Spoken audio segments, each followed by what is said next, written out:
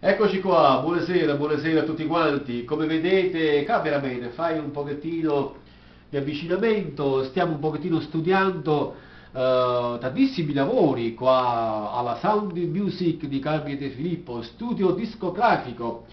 E allora, ecco, allora,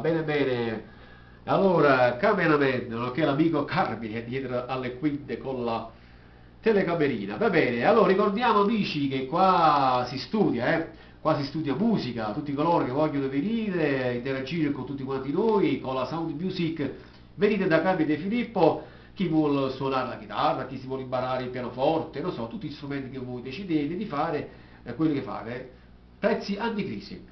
E qualcuno mi dice, ma dov'è questo studio? Beh, io ho finito di registrare poco fa ho registrato una bella canzone, però il titolo non lo dico, poi lo diremo in televisione, faremo una bella cosa, è una canzone degli anni 60 che ritocca il cuore e così via. La strada che dovete venire qua amici è via Pecorari 175, il numero naturalmente è con Nocera Superiore. Allora noi vi aspettiamo tutti quanti, con Enzo Sorrentino, reduce da Striscia la Notizia 2 volte consecutive.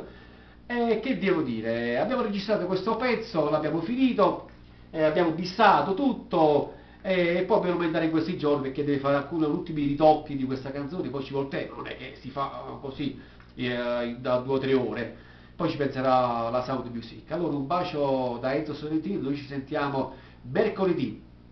La Sound Music sarà sponsor anche della trasmissione. La Sound Music, loro voglio ricordare che mercoledì 20 gennaio alle ore 22:30, 00, mezzanotte, ci sarà questa trasmissione La vita dell'artista condotto da Enzo Sorrentino e Mary Fabricino, con tantissimi ospiti, cantanti, ospiti del film, che faremo vedere il trailer del film Bruno dell'Allegria, faremo vedere un cortometraggio contro l'abbandono degli animali, cani e gatti, e così via. Un bacio da Enzo Sorrentino, da Carmine De Filippi il maestro, dalla Sound Music, ciao, a presto.